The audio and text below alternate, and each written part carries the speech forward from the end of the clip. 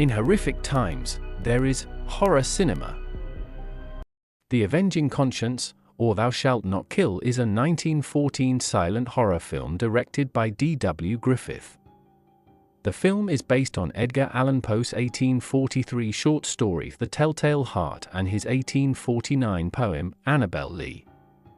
A young man, Henry B. Walthall, interested in the works of Edgar Allan Poe, falls in love with a beautiful woman, Blanche Sweet, but he is prevented by the uncle, Spottiswoode Aitken, that raised him since childhood from pursuing her.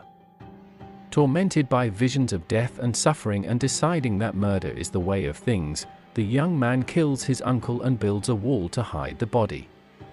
The young man's torment continues, this time caused by guilt over murdering his uncle that was overheard by an Italian witness, and he becomes sensitive to slight noises, like the tapping of a shoe or the crying of a bird. The ghost of his uncle begins appearing to him, and, as he gradually loses his grip on reality, the police figure out what he has done and chase him down.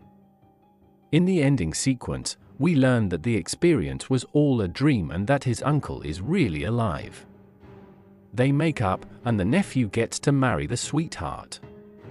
Cast: Henry B. Walthall as the nephew, Blanche Sweet as his sweetheart, Spottiswoode Aitken as the uncle, George Siegman as the Italian, Ralph Lewis as the detective, Mae Marsh as the maid, Robert Harron as the grocery boy, George Beranger as the detective and Pan, and Wallace Reed as the doctor.